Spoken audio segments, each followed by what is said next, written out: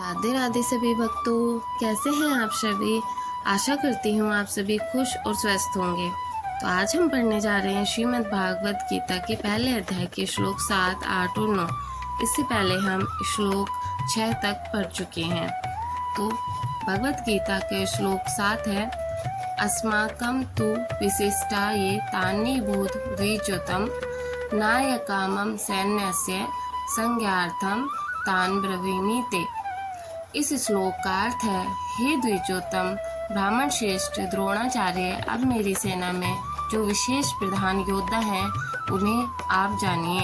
आपकी जानकारी के लिए मैं उनका वर्णन कर रहा हूँ।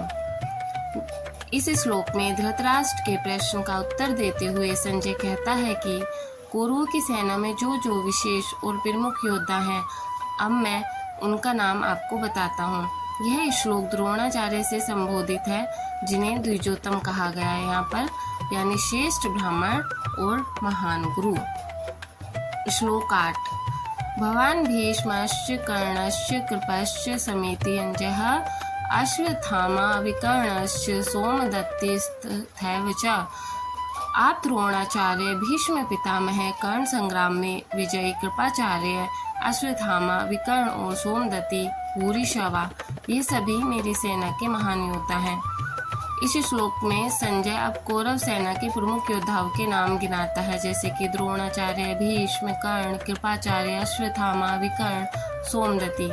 संजय बताता है कि कौरवों की सेना केवल संख्या में नहीं बल्कि गुण और शक्ति में भी अत्यंत बलशाली है।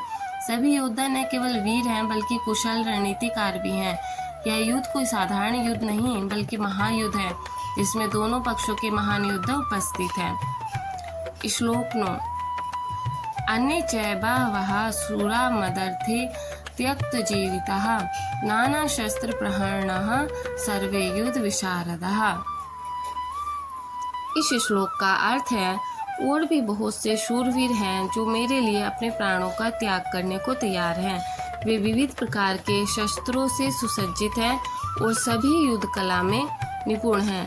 इस श्लोक में संजय धृतराष्ट्र को कौरवों की सेना की महानता बता रहे हैं। वे कहते हैं कि केवल बड़े नामी योद्धा ही नहीं बल्कि और भी अनेक वीर हैं जो कौरवों के लिए जान देने को तैयार हैं। ये सभी योद्धा अलग अलग प्रकार के हथियारों से सुसज्जित हैं और युद्ध की तकनीक भी बहुत अच्छे से जानते हैं। अगर आपको समय नहीं मिलता है रोज गीता पढ़ने का, तो आप हमारे साथ 2 या 3 मिनट रोज जुड़कर श्रीमद् भागवत गीता के श्लोक पढ़ सकते हैं। इन श्लोक को आप अपनी आवाज़ में भी पढ़ सकते हैं। हम रोज 2 या 3 श्लोक पढ़ेंगे। राधे राधे।